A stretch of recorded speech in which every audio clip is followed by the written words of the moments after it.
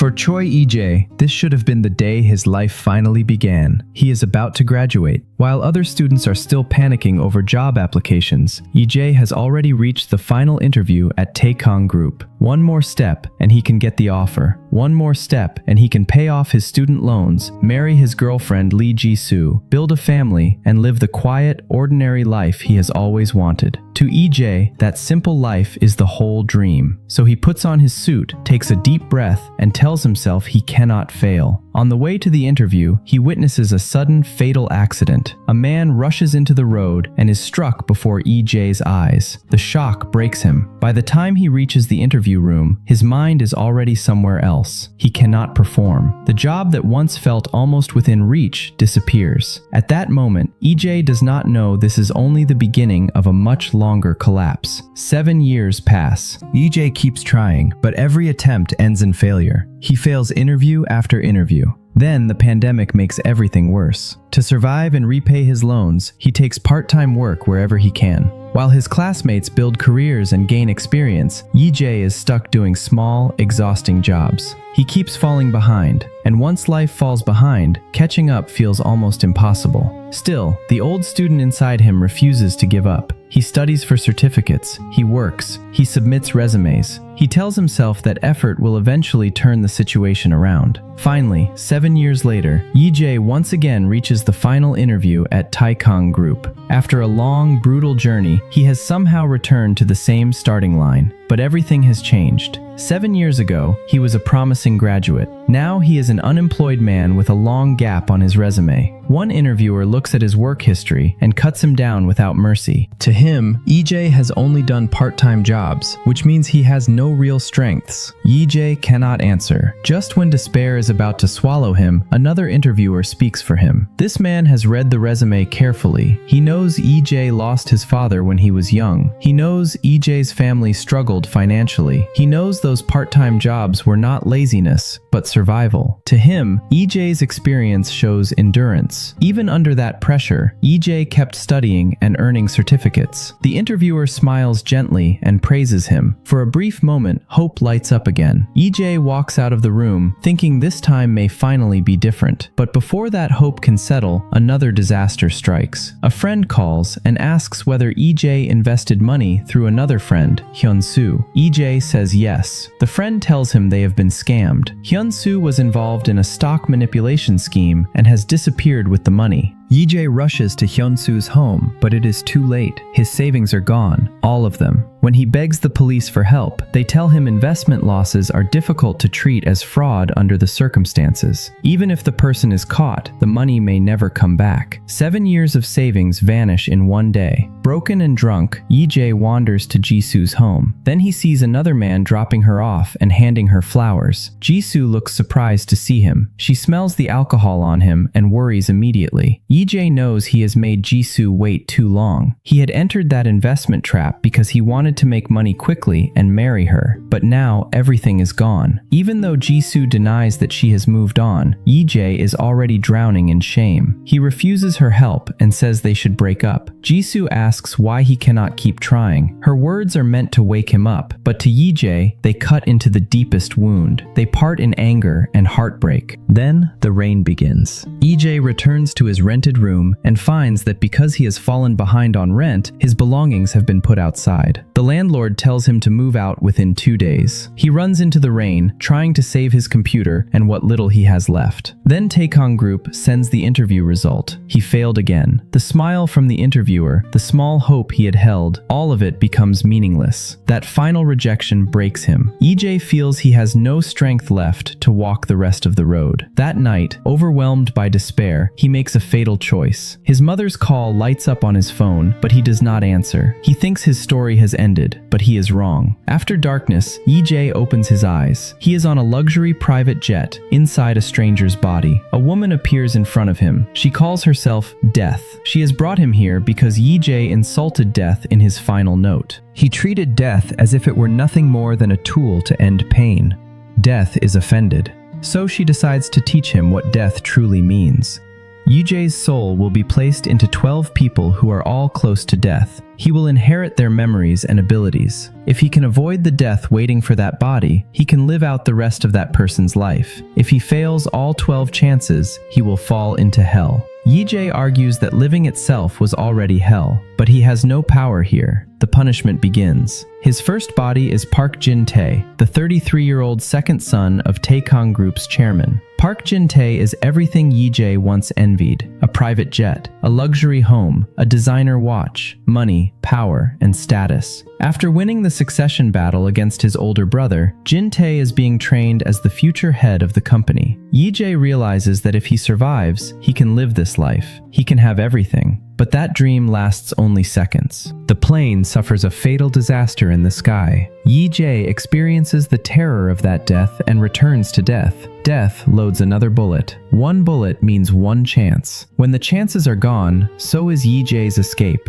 She tells him that if he survives one of these lives, perhaps another god may judge him more mercifully when he eventually dies of old age. That thin possibility becomes Yi-Jae's last rope. The second round begins. This time, Yi-Jae wakes up in midair. He is falling from an impossible height. The body's owner is Song Jae-sop, a 38-year-old extreme sports athlete. Jae-sop accepted a challenge to jump from 8,000 meters without a parachute and land safely in a giant net. If he succeeds, he will receive 3 billion won. Yi-Jae is terrified. Then Jae-sop's memories and physical instincts flood in. He finds his balance. He locates the net. For a moment, survival feels possible. The event is being broadcast live. Ratings rise. People cheer. Yi-Jae falls toward the target with growing confidence. But just when safety seems close, the attempt fails. Yi-Jae returns to death in rage. He says these deaths were impossible to avoid. Death says there is always a way, but Yi-Jae must find it himself. Then she gives him another warning. In his previous life, he committed a sin greater than insulting death. Across the remaining chances, he must discover what that sin is. Before he can process it, the third life begins. This time, Yi-Jae wakes up in a school. The body belongs to Kwon Hyuk-soo, a 17-year-old high school student. At first, the life seems ordinary. Hyuk-soo is from a single-parent family, just like Yi-Jae. His mother works hard to support him. Yi-Jae feels sympathy for the boy. Then he learns the truth. Hyuk-soo has been bullied for a long time. The main bully is Lee Jin-sang, a violent student who uses Hyuk-soo as a servant, humiliates him, and forces him to bring money from home. The other students look away. Hyuk-soo hides everything because he does not want to worry his mother. The pressure eventually destroyed him. When Yi-Jae remembers what happened, anger floods him. The next time Jin-sang provokes him, Yi-Jae fights back. For a moment, the bully is stunned. But then Na Tae-suk, a much bigger student, appears and overpowers him. Yi-Jae realizes he cannot win with strength alone, so he uses strategy. He learns that Tae-suk secretly resents Jin-sang. Jin-sang only has power because he is protected by a senior named Song Hyup, the real strong figure in the school. Yi-Jae quietly turns that hierarchy against him. He publicly humiliates Jin-sang in the cafeteria and makes him run to Song Hyup for help. But when Song Hyup arrives and sees that Jin-sang called him over for someone as physically harmless as Hyuk-soo, he feels insulted. To someone like Song Hyup,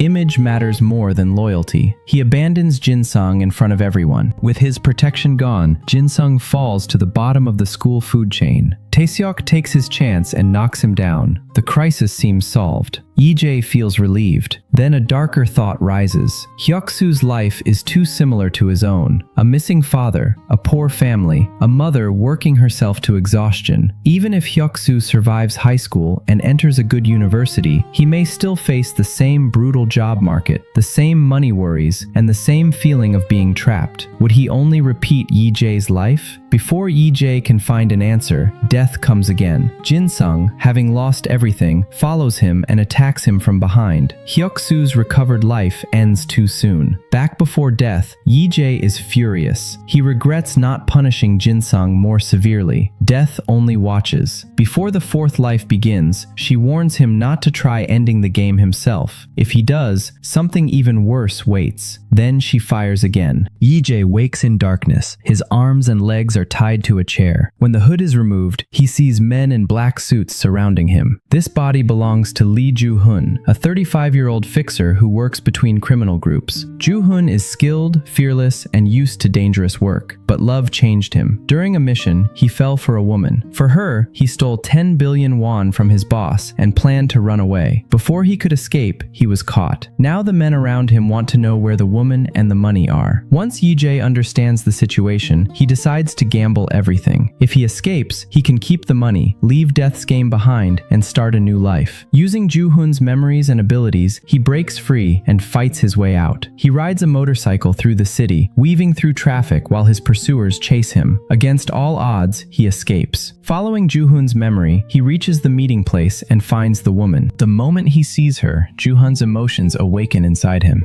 The body remembers love. The heart beats with longing. The woman runs into his arms and asks where the money is. Yi-jae points toward a fishing boat with lights on. He tells her the money is there. Then her expression changes. Her sweetness disappears. She betrays him for money. Yi-jae falls again. Back with Death, he wants to know why. Was there revenge? A hidden tragedy? A deeper story? Death laughs at his innocence. The answer is much simpler. Money. But Yi-jae is secretly satisfied. He lied to the woman. The 10 billion won is not on that boat. He knows where the real money is, and he wants another chance to get it. Death grants his wish, smiling as if she already knows the trap. When Yi-jae opens his eyes, he is in prison. This body is Cho Tae-sung, a 21-year-old aspiring MMA fighter. Tae-sung grew up poor, with debt crushing his family. He dreamed of becoming a professional fighter, but money made the dream impossible.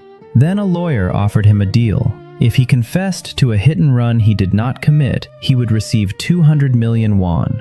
Because he was young, the lawyer promised he would likely receive a light sentence. Tae-sung believed the money could save his family and revive his fighting dream, but he was tricked. The victim died during the case. Tae-sung was sentenced to prison and his dream collapsed. Now he has only 4 days left before release. During a prison visit, he threatens the lawyer. He wants the payment increased to 1 billion won, or he will reveal the truth and drag the real culprit down with him. The lawyer does not panic. He only warns Tae-sung to survive until release first. Clearly, someone wants Tae-sung silenced before he walks out. In prison, every corner is dangerous. Luckily, Tae-sung has a loyal younger inmate, Kim Ji-young, who follows him. Ji-young warns him about a terrifying inmate in their cell, but when Yi-jae sees the man, rage nearly blinds him. It is Lee Jin-sang, the bully who ended Hyuk-soo's life. Jin-sang is pretending to be a feared killer to protect himself in prison. Yi-jae exposes him immediately. He describes Jin-sang's past in detail, including what he did to Hyuk-soo. Then he turns Jin-sang's fear against him. He claims he can see Hyuk-soo's spirit. He gives Jin-sang a carton of strawberry milk, just like the one connected to his guilt. Jin-sang breaks. From then on, he will live with fear as his punishment. Yi-jae does not need to destroy him physically. The wound in the mind will never fully heal. After several tense days, Yi-jae reaches the day of release. He says goodbye to Ji-young. The younger man admits that since coming to prison, he has regretted everything. Yi-jae tells him that being alive is already the most precious opportunity. He means it now more than ever.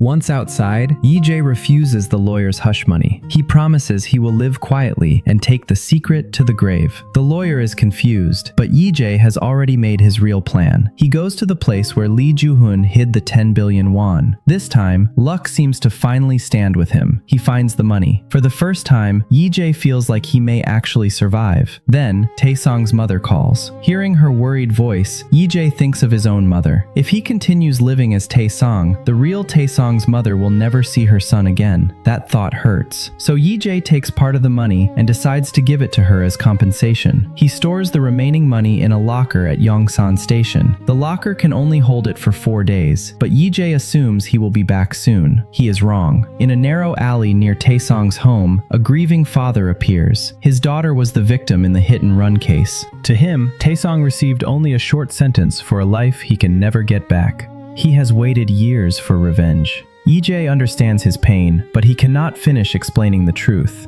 The man runs away when someone approaches. Yi-jae sees Ji-young and feels relief. Then Ji-young betrays him too. The loyal younger inmate had already been bought by the lawyer. He says his regret was never committing a crime. His regret was failing to commit the perfect crime. Yi-jae's fifth chance ends just minutes before he could enter a home where someone was waiting. Back with Death, Yi-jae is devastated. He was so close. Death says he was doomed because he remained selfish. He thought about the hatred of the dead, but ignored the pain of the living. Yi-jae has no patience for philosophy. He wants to retrieve the money before the locker time expires. Death smiles again. The 6th round begins. Yi-jae becomes a baby. He cannot speak. He cannot walk. He cannot even pick up a cup from a table. The money is impossible to reach. At first, he cries from frustration. Then horror arrives. The baby's parents appear sweet in public, but behind closed doors, they are cruel and dangerous. The hospital notices signs that something is wrong and calls the authorities. For one brief moment, Yi-jae thinks help has arrived, but the parents are experts at pretending. The father even works in child protection, which makes his lies easier to believe.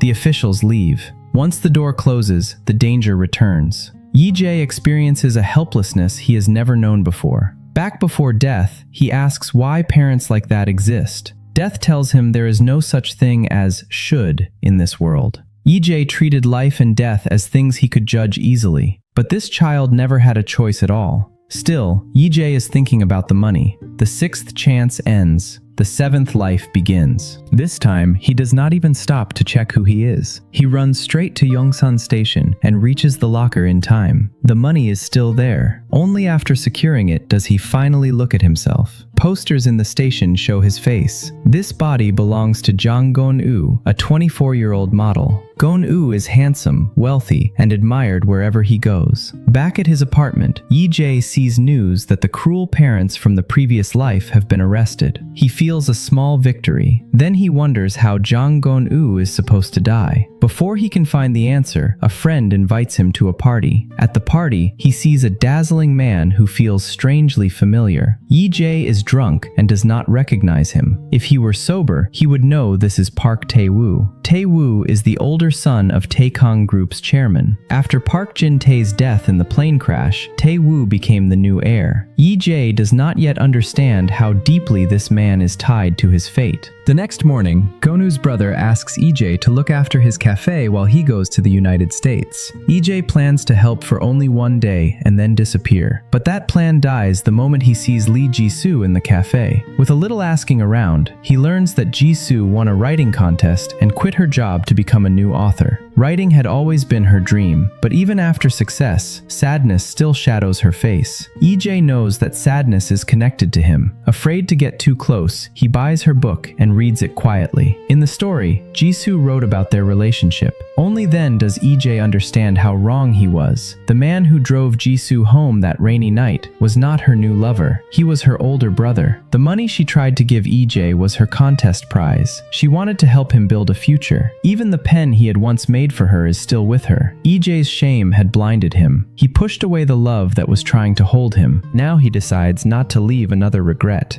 Using Jianu's identity as a cafe owner, he stays near Ji-soo. He says he is her fan and wants to write too. Then he presents his own reincarnations as story ideas. Ji-soo listens with interest. They sit by the window and share warm yuja tea. In this brutal cycle of deaths, Yi-jae experiences the happiest days he has had in a long time. But happiness only deepens his regret. Ji-soo is still trapped in guilt. She has wondered again and again whether Yi-jae would still be alive if she had stopped him that night. Her pain breaks him. Yi-jae finally realizes that the ordinary days of walking beside someone you love were already enough reason to live. He simply understood too late. When Ji-soo asks how his story should end, Yi-jae asks what ending she wants. Ji-soo says she hopes the main character can have a happy ending. She says a life lived only in fear is not truly life. People are happiest when they can live as themselves. If someone cannot be themselves, then survival loses its meaning. Her words awaken Yi-jae. He decides to tell her the truth. Before that, he sends the money to his mother through a letter, claiming it came from Yi-jae's investment profit. Then, on an ordinary night, he runs to Ji-soo. With a trembling voice, he tells her everything. He has crossed life and death again and again to stand in front of her. Ji-soo cannot believe it, but her tears already know. Then a car suddenly rushes toward them. Ji-soo is killed.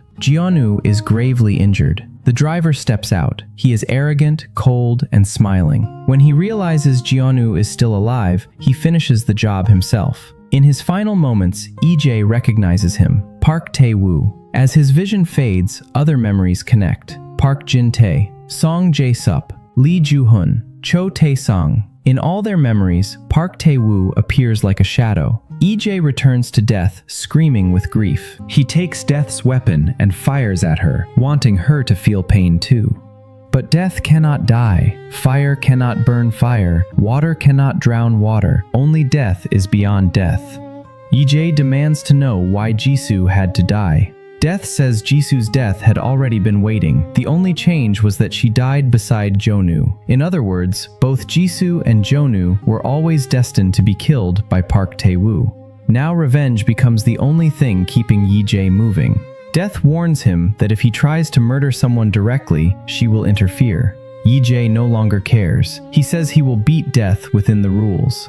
The next body is a painter. His name is Jung-gyu Chol, a 34-year-old famous artist whose works sell for enormous prices. But the studio smells wrong. As the body's memories return, Yi-jae discovers the truth. Gyu Chol is a serial killer who uses death as twisted inspiration for his paintings. Yi-jae is disgusted. Then he looks into the mirror and smiles through despair. If he cannot kill Park Tae-woo as himself, perhaps a monster can destroy another monster. Park Tae-woo's own darkness slowly comes into focus. He is not simply a rich heir with too much power. He is a hidden psychopath who has spent his life pretending to be normal. To control his urges, he uses drugs and hides the evidence inside a pen. That is why he lost control the night he struck Jisoo and Jang Gonu. The lawyer involved in Cho Tae-song's case was also in the car. Tae-woo used money and position to make others cover for him. Because of wealth and status, he escaped responsibility again and again. Yi-jae watches him through the screen. The media calls Tae-woo a new nobleman of the 21st century. Yi-jae laughs coldly. Then his borrowed body collapses. A doctor tells him that Jung-gyu Chol has a brain tumor and may only have a month left. Yi-jae does not despair. A month is enough time to judge the devil. Then Tae-woo himself reaches out. He wants to buy Gyu Chol's famous painting, Red Cloud. Yi-jae goes to the gallery. Tae-woo is already waiting. Yi-jae says Red Cloud is a painting about death, created by a god connecting the blood of 5 people. Tae-woo understands immediately. The god is the artist, and the red color is real blood. Yi-jae praises his sharpness and says they are alike. Both are madmen who mistake themselves for gods. He agrees to sell the painting and uses the chance to get Tae-woo's address. After Tae-woo leaves, Yi-jae stares at the gallery's security cameras. Death's warning echoes in his mind. If Death will interfere when he tries to kill, then Death must be watching him. That gives him an idea. Meanwhile, Tae-woo attends a church service for his younger brother Jin-tae. Seeing his father grieve for Jin-tae fills him with resentment. Even after death, Jin-tae is still treated as the beloved son. Tae-woo remembers how his younger brother knew his secrets. As a child, Tae-woo had already shown dangerous signs. Jin-tae saw too much. That is why he had to die. Later, Tae-woo speeds down the road under the influence of drugs. 2 detectives stop him. The younger one, Yoo Ji-hoon, immediately suspects he is under the influence. He demands Tae-woo come to the station. Tae-woo handles the problem with 1 phone call to a higher-up. Then he humiliates Yoo Ji-hoon in front of his older partner, An Ji-hyung. Money falls over the young detective like rain. The older detective stays silent. Tae-woo leaves with a smile, but the next hell is waiting for him. Yi-jae comes to Tae-woo's home as Jung-gyu Chol. He attacks him and drags him away. Tae-woo tries to fight back and even reaches for a weapon, but Yi-jae has prepared protection. He ties Tae-woo up and takes him to the studio. In the car, Yi-jae tells him that Gyu Chol has killed 15 people. Tae-woo will be next. Tae-woo trembles, or seems to, but once they enter the studio, the situation changes. Yi-jae's illness strikes. He collapses. When he wakes up, he is the one restrained. Tae-woo stands over him, excited. He was never truly afraid. He was thrilled. In this private room, Tae-woo finally reveals more of the truth. The first accident Yi-jae witnessed 7 years earlier was not a simple accident. Tae-woo was involved. After hitting the man, he saw the victim look at him and beg for help. Tae-woo felt like a god with power over life and death. That moment awakened something inside him. After that, he used his money and status to create more deadly accidents for his own thrill. Yi-jae realizes this is the beginning of his own downfall. That scene outside Taekong Group ruined his interview and set his life on a path of collapse. And behind it all was Park Tae-woo. Yi-jae dies in Gyu-chol's body after great pain. When he returns to death, he laughs. Not from madness, from victory. Death finally understands. Yi-jae never planned to kill Tae-woo himself. He made himself bait. The kidnapping, the collapse, the fear in the studio, all of it was part of the plan. Because Death was watching, he realized hidden cameras could watch too. Before going to Tae-woo, Yi-jae had installed cameras in the studio. They recorded Tae-woo's confession. Now he needs the next life to retrieve that evidence. The next body is perfect. Yi-jae becomes An Ji-hyung, the 42-year-old detective who once watched Tae-woo humiliate Yoo Ji-hoon. An Ji-hyung has a bad reputation. People call him cowardly and self-protective, but his fear has a history. His father was a police officer who died in the line of duty. As a child, Ji-hyung admired him and became a detective too, but his mother lived in terror that history would repeat itself. To protect her, Ji-hyung promised to always prioritize survival. Over time, his co-workers mistook caution for cowardice. Yi-jae barely has time to think before chaos breaks out nearby. A desperate man is threatening people in the street. Yi-jae recognizes him, Kim Ji-young, the inmate who betrayed Cho Tae-sang. Apparently, Tae-woo did not pay him properly either. Using Ji-hyung's training, Yi-jae subdues him. The former coward becomes a sudden hero, but Yi-jae is not interested in praise. He takes Yoo Ji-hoon to Jung Gyu-chol's studio and recovers the footage. The police confirm Gyu-chol's crimes through the scene and recordings. Before submitting the evidence, Yi-jae quietly copies the clips involving Tae-woo and deletes those parts from the official file.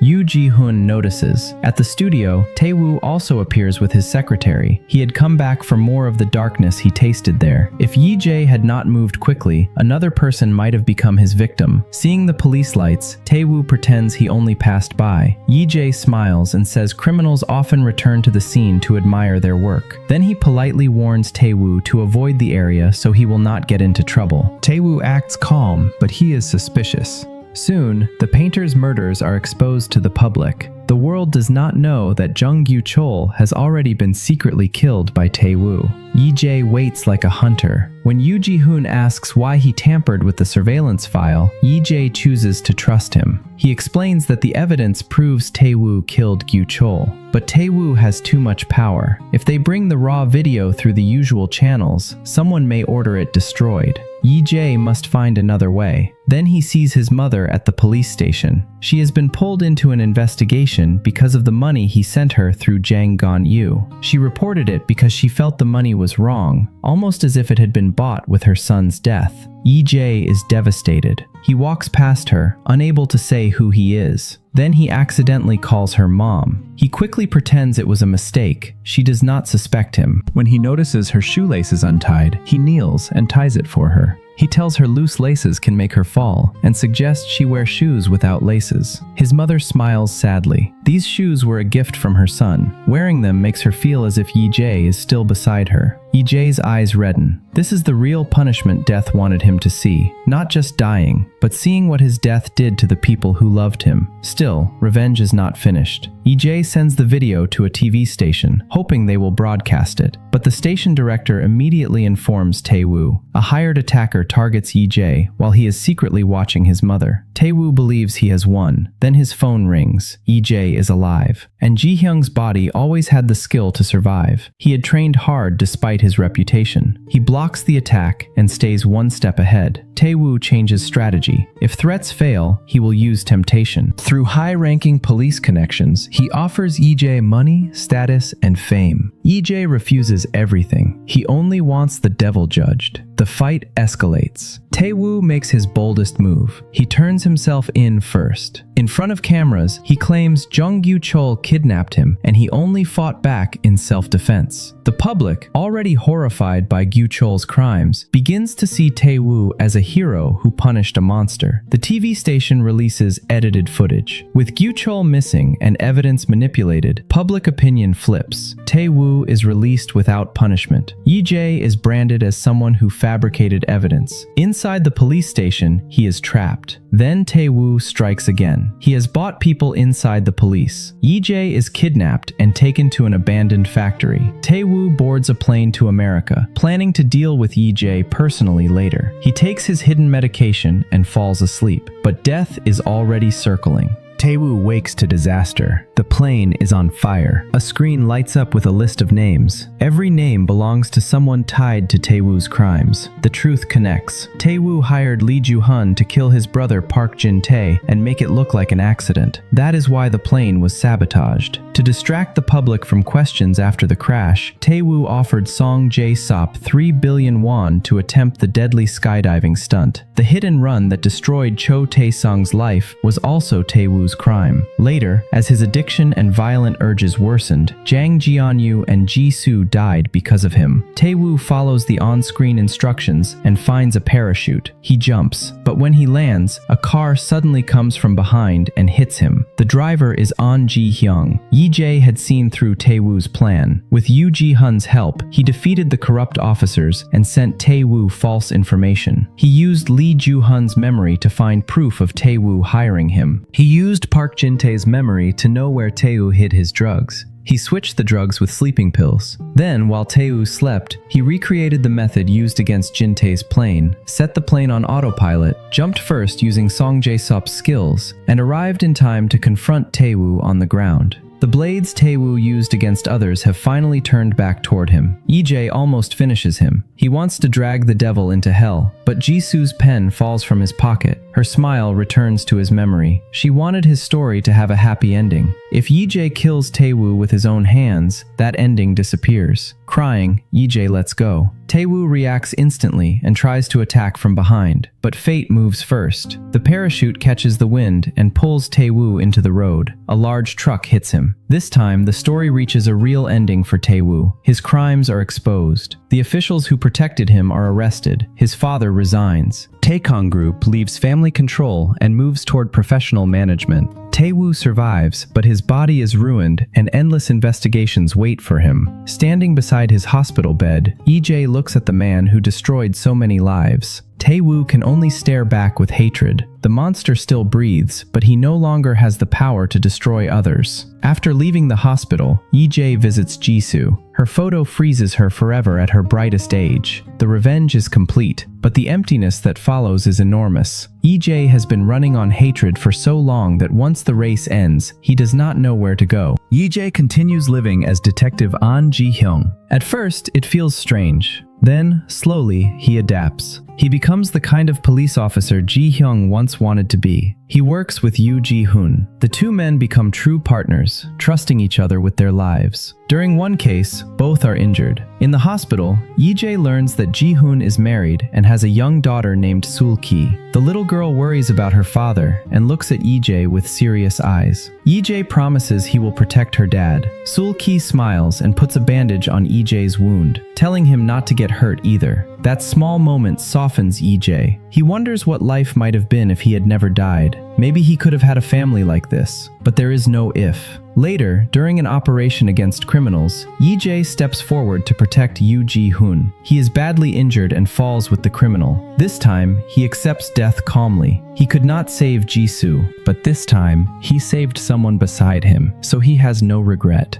Back before death, his calmness surprises her. Then she asks him a strange question. Who are you? Yi-jae does not understand. The next life gives him the answer. He wakes up as an old homeless man on an overpass. His clothes are dirty. People avoid him. Nearby, a crowd is talking about Detective Ahn Ji-hyung's death. Ji-hyung has become a hero. The public mourns him. Flowers and honors surround his name. Yi-jae feels proud. After all, that ending was created by him. So he goes to the funeral hall to send off the body he had lived in. There, Sul-ki bows to Ji-hyung's portrait with tears in her eyes. Yi-jae wants to comfort her, but she is frightened by the homeless man approaching her. The staff assume he has come to ask for food and try to send him away. Even Yoo Ji-hun, the partner who once trusted him with his life, only looks at him with caution. At that moment, Yi-jae finally understands something. He may have given Ahn Ji-hyung a better ending, but that was still someone else's life. No matter how many times he lives in other bodies, no matter what achievements he creates, they do not truly belong to Choi E-jae. Jisoo's words return. If you cannot live as yourself, then survival may lose its meaning. After fighting so hard inside borrowed lives, E-jae realizes he no longer knows how to answer Death's question. Who are you? The homeless man's memories rush toward him. E-jae panics and tries to escape them. He falls and dies before he can learn enough. Back before death, he is tired of the game. He no longer cares whether heaven or hell waits. He just wants everything to end. Death does not let him go. The next body belongs to a middle-aged man whose life has collapsed. This man once had a job, a wife, and a family. Then he was fired. His wife asked for divorce. He felt abandoned by the world and wanted death, just like E-jae once did. Feeling that despair overlap with his own, E-jae runs into the road.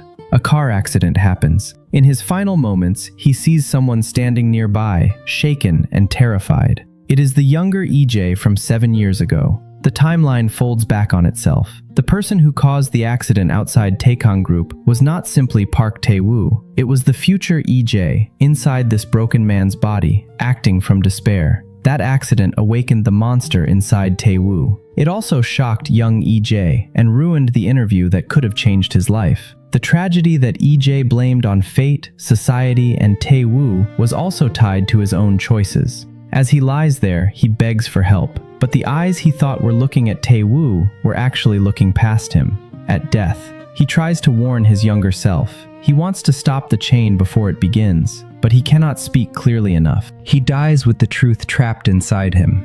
When he returns, Death explains that punished humans always want everything to return to how it was. But even when given a chance, they cannot recognize it and simply kick it away.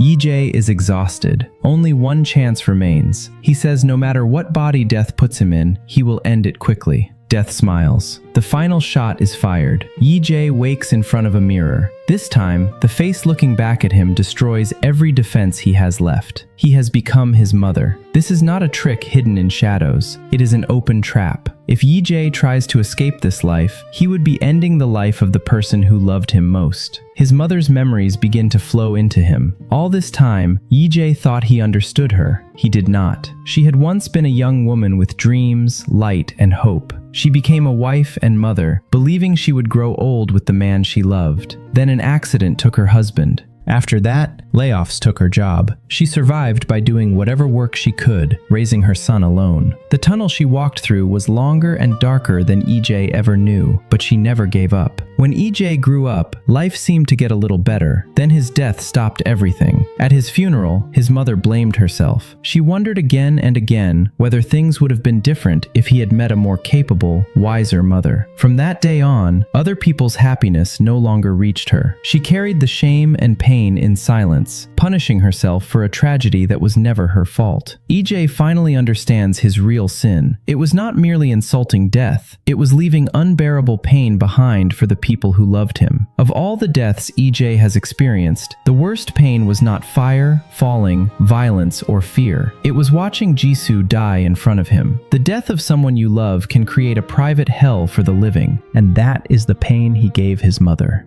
So E-jae chooses to live as her. This is not escape. It is his punishment and his apology. Day after day, he experiences his mother's life in her aging body. He works, he eats alone, he remembers. At his own memorial, he breaks down again and again. His mother had once wished that in his next life, E-jae would not meet her again, but instead meet kinder and wealthier parents. As long as he could be happy, she would accept anything. Those memories become proof that she lived and loved. The river between life and death flows silently. No matter how loudly people call from opposite banks, they cannot hear each other. The words that should have been spoken are already too late. Eventually, E-jae learns that his parents once loved going to Obongsan. He had once promised his mother they would go together someday. This time, in her body, he makes the trip. After a difficult climb, he reaches the peak. The clouds and mountains are beautiful, but he is alone. On the way down, he falls and becomes stranded. For the first time in a long while, a desperate will to live rises inside him. He wants to live. He wants his mother to live. At that moment, he finally understands her prayers. Somewhere in the past, she must have begged the world the same way. Please let my son live. This time, EJ does not break that prayer. He lives on. He mourns the dead. He lives quietly through sunny days, rainy days, windy days. Those ordinary days slowly gather and become life. Years pass. When his mother's long life ends, EJ returns to death with gratitude instead of rage. He apologizes sincerely. Then he asks for one more bullet. He wants to live once again as Choi EJ. He wants to embrace his mother. He wants to embrace Jisoo. He wants to embrace the life that had not yet truly begun. Death looks at him and smiles. She hands him the gun. If the bullet fires, he will receive the chance he wants. EJ pulls the trigger. The bullet flies. Time turns back. On the familiar rooftop, his mother's phone call rings again. This time, EJ answers. The wind carries away the final note he no longer needs. There is no need to search for death anymore. This time, death will wait for him at the end of a long life. That's all for today's drama recap. If you enjoyed this story, don't forget to subscribe our channel, like, comment, and share. I'll see you in the next one.